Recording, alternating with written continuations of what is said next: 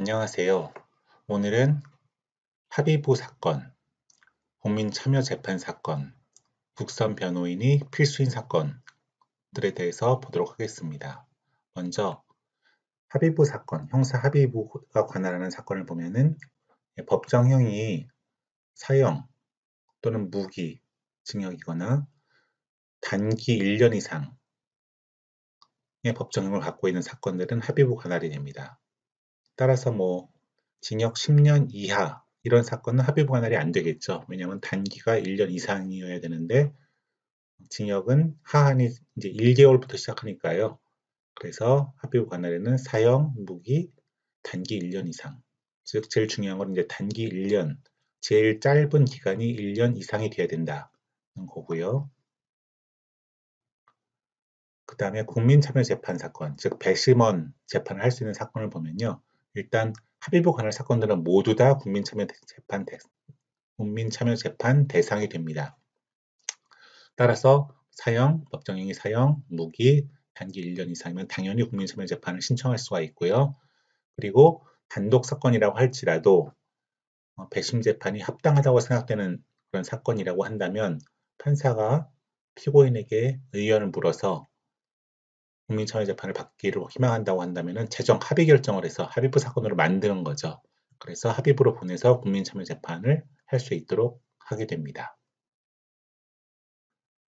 다음으로 국선 변호인을 필수적으로 법원이 선정을 해줘야 되는 사건들을 보겠는데요. 크게 한 3가지 카테고리로 나눌 수가 있습니다. 이 빨간색, 초록색, 파랑색 이렇게 나눌 수가 있는데요.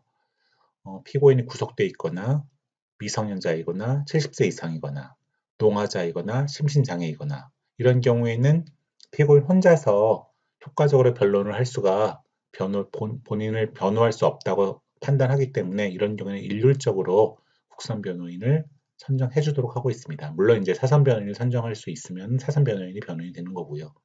그 다음에 법정형을 기준으로 해서 사형, 무기가 있거나 단기 3년 이상이면 국선 변호인 선정이 필수입니다. 앞서 봤을 때는 단기 1년 이상이면 합의부 관할이 된다고 했고요. 여기서는 단기 3년 이상이어야지 당연히 단기 3년 이상이면 합의부 관할이 되겠죠. 왜냐하면 단기 1년 이상이 합의부 관할이라고 했으니까요. 하지만 합의부 관할이라고 해서 무조건 다 국선 변호인을 필수적으로 선정하는 것은 아니고요. 단기 3년 이상으로 법정에 정해져 있는 범죄에 대해서만 국선 변호인을 선정합니다. 그 다음에 이제 3번째 카테고리로요. 피고인의 빈곤 등 여러 가지 그런 사정들이 있고 피고인이 국선 변호인을 선정해달라고 청구한 경우 이런 경우에도 형사소송법은 반드시 국선 변호인을 선정하도록 하고 있습니다. 그 다음에 법원이 피고인의 권리 보호를 위해서 국선 변호인이 필요하다고 인정하는 경우가 있습니다. 즉 피고인이 이런 사정도 없고 이런 사정도 없고 이런 사정도 없지만 법원이 생각할 때는 이거는 피고인이 혼자 재판을 해서는 안 되겠다라고 생각이 들면은 국선 변호인을 선정해 줄 수가 있는데요. 단 피고인의 명시적 의사에 반할 수는 없습니다. 피고인이 원하지 않는다라고 한다면 법원이 암만 이런 사정이 없는 그런 피고인에 대해서 필요하다고 인정을 한다고 하더라도 피고인을 거부한다 그러면 국선 변호인을 선정할 수가 없습니다.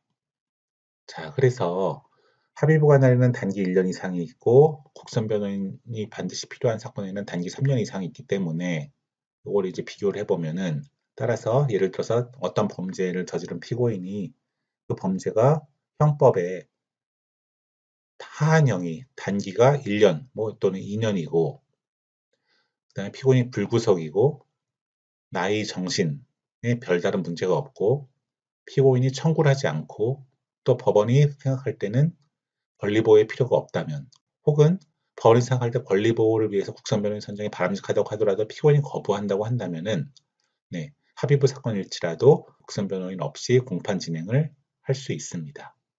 이상으로 형사합의부 관할 사건, 국민참여재판 대상 사건, 국선 변호인 선정이 필수적인 사건의 관계에 대해서 알아봤습니다.